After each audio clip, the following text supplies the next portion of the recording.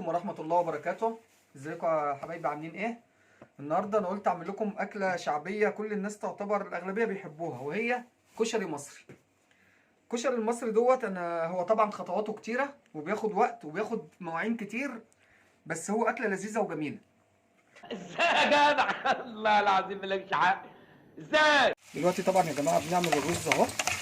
دلوقتي خدنا سمنة وزيت من اللي احنا مشوحين فيهم البصل، وهنشوح الرز كله الاول.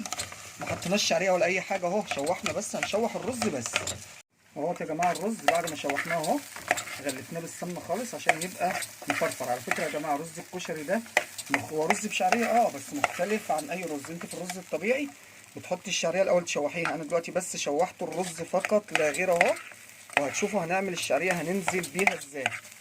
طريقه الشعريه هي يا جماعه، خدنا شويه زيت من اللي احنا شوحنا فيه البصله برضه اهوت، وبنحمرها بره في طبق لوحدها، وهنطشها كده زي طشه الملوخيه زي التوم. اول ما تتحمر هنقوم طشينها على وش الرز. انا ويا جماعه دلوقتي اهوت الشعريه اتحمرت اهي زي ما انتم شايفينها، كانكم بتحمروها للرز عادي في الاول، بس احنا حاطين الرز وحاطين عليه ميه مغليه. وبصوا بقى يا جماعه، هو دوت سر الرز بتاع الكشري. بتقوم طشه كده اهو، بص اسمع صوت السمك، صوت الطشه دي، صوت الطشه دي، وتقوم مقلبه الرز كده اهو بالشعريه في الميه بتاعه اهو يا جماعه. هو ده الرز كده بتاع الكشري، ان انت بتطش الشعريه على الرز. دي يا جماعه صلصه الكشري اهيت، لازم تبقى خفيفه كده زي ما انتم شايفينها، مش متسبكه زي تسبيكه الطبيخ العادي، لازم تبقى خفيفه ميه كده. احنا شوحنا بصله صغيره وبعدين فصين توم وقلبنا عليهم الطماطم وحطينا فلفل اسمر وكمون بس، وبنقلب اهوت زي ما انتم شايفين شكلها اهيت، ميه خالص خالص. طريقه الدقه، لان في ناس كتير طلبت مني دقه الكشري بتتعمل ازاي، انا هشرحها لكم بالراحه واحده واحده خالص اهي يا جماعه. توم اهو تمام، هنشوحه تمام. الدقه اهيت يا جماعه، احنا دقينا كام فص توم على نص قرن شطه احمر، وهننزل اهو بمعلقه كزبره زي ما انتم شايفين كده اهو، وهنقلبها برده معاها اهي. بعد ما نزلنا يا جماعه بمعلقه الكزبره هننزل اهو بمعلقه كمون، وهننزل بمعلقه شطه اهي زي ما انتم شايفين. اللي عايز احرق شويه مثلا بيزود شويه شطه كمان كده، القلب عندي بيحبوها مولعه. وهنقلب برده كده اهو تشوح مع التومه، وبعدين هنقوم اهو يا جماعه، شفتوا الشكل العام بتاعها اهي، وهنقوم نازلين عليها بالخل اهو، الخل اهو يا جماعه تمام. وهنقوم مقلبينها كده ونسيبها ايه. ويا جماعه بنزل عليها بمعلقه من الصلصه اللي انا عاملها هي بتاعه الكشري على الدقه عشان تديها طعم بس، وتخليها ايه ريحتها حلوه وطعمها حلو اهي يا جماعه. الدقه خلاص اهي، بس دقيقه تغلي وكده تبقى جاهزه تماما. دلوقتي يا جماعه اهي بعد ما غلت اهيت في الخل، هننزل يا جماعه ببقيه التوم اهو. في توم بقى كان طري ني ما شوحناهوش معانا في الاول اهوت، هنشوحه.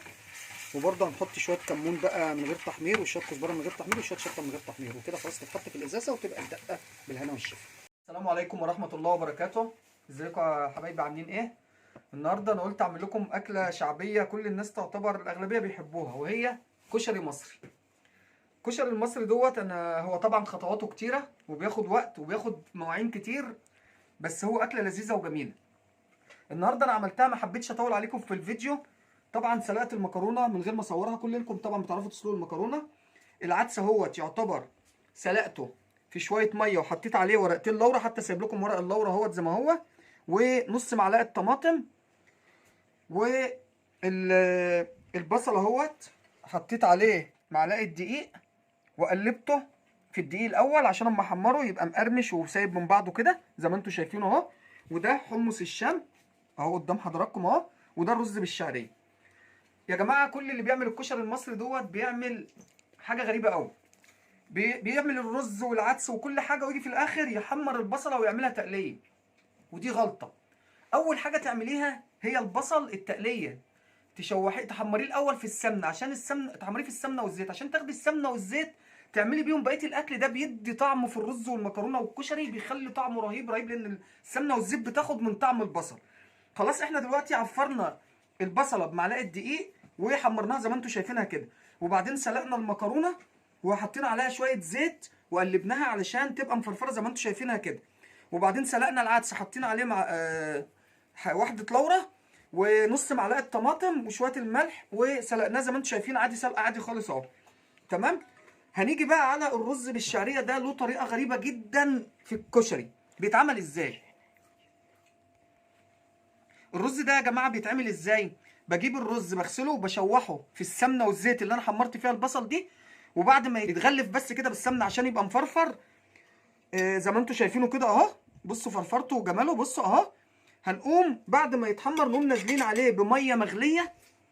خلاص هو كده، ونحط الملح بتاعه كده الرز بس بالميه المغليه. بنجيب بقى الشعريه نشوحها في الزيت والسمنه اللي احنا حمرنا فيهم البصل، ونقوم مشوحينهم ونقوم طشنهم على الرز كده زي طشه الملوخيه عشان تطلع ريحه، وتقومي مقلبه تقليبه بسرعه وتقومي مغطيه.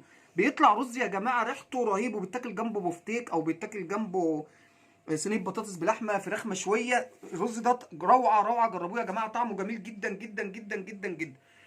والتقليه اهيت يا جماعه انا برده شارحها في الفيديو. وديت يا جماعه الدقه اهي.